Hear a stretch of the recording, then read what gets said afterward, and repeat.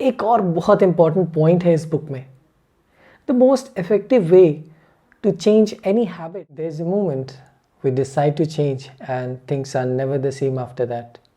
There is a moment.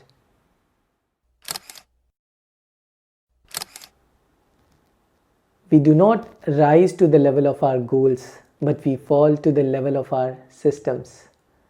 नमस्कार, मेरा नाम है निखिल शर्मा और आज मैं आप सब लोगों को बताऊंगा जेम्स क्लियर साहब की किताब एटॉमिक हैबिट्स के बारे में. इस टॉपिक पर ये सबसे बेहतरीन किताब है.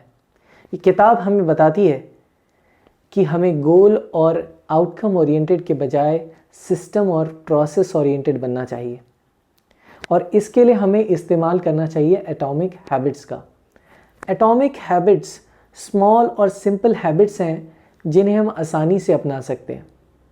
शुरुआत में इनका इफ़ेक्ट बहुत कम होता है, but long term regular practice के बाद हमें फिनोमिनल और रिमार्केबल रिजल्ट्स मिलते हैं. हैबिट को आप एक तरह के फीडबैक लूप की तरह देखिए जिसके 4 पहलू हैं. सबसे पहला क्यू, दूसरा क्रेविंग, तीसरा रिस्पॉन्स और चौथा रिवॉर्ड. क्यू एक तरह का सिग्नल है जो हमें एनवायरनमेंट से मिलता है. यह हमें बताता है कि हमें हैबिट परफॉर्म करनी है. दूसरा क्रेविंग एक तरह का डिज़ायर है जो हमारे अंदर उठता है कि हमें हैबिट परफॉर्म करनी है. It motivates us to perform the habit. जितना ज़्यादा क्रेविंग होगी, जितना ज़्यादा अट्रैक्शन होगा, उतना ज़्यादा हम हैबिट परफॉर्म करना चाहेंगे. तीसरा रिस्पॉन्स, जो भी हम एक्शन लेते हैं, इजी और डिफ़िकल्ट. चौथा रिवॉर्ड. रिवॉर्ड यानी कि जो बेनिफिट हमें टास्क परफॉर्म करने के बाद मिलता है. जितना बड़ा रिवॉर्ड उतनी ज़्यादा मोटिवेशन हमें मिलेगी टास्क को रिपीट करने में.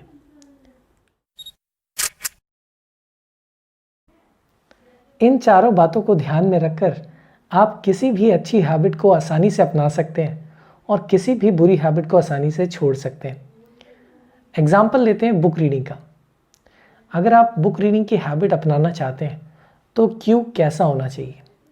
डायरेक्ट, ऑब्वियस और विजिबल, यानी कि वो किताब हमेशा आपको अपनी डेस्क पर सबसे ऊपर दिखनी चाहिए. आप उस किताब को हमेशा अपने साथ कैरी करेंगे. ये एक ऐसा सिग्नल होगा जो आपको याद दिलाएगा कि वो आपको किताब पढ़नी है. Second, craving. अपने अंदर वो डिज़ायर कैसे पैदा करें कि आप उस टास्क को परफॉर्म कर सकें. ये डायरेक्टली रिलेटेड है डोपामीन से.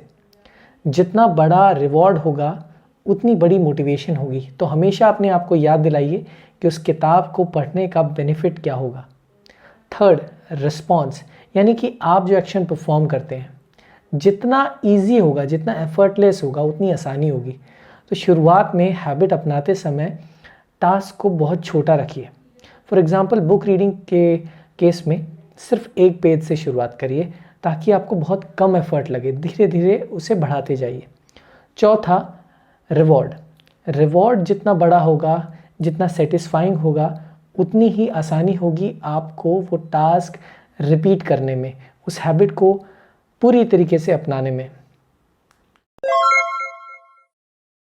एक और बहुत इंपॉर्टेंट पॉइंट है इस बुक का. The most effective way to change a habit is to focus not on what you want to achieve but what you want to become. Identity shifting is at the centre of any habit change. So the goal is to become a reader, not just read books. Video पूरा देखने के लिए शुक्रिया. Comments में मुझे ज़रूर बताइए कि आपको कौन सी बात सबसे ज़्यादा पसंद आई. Thank you.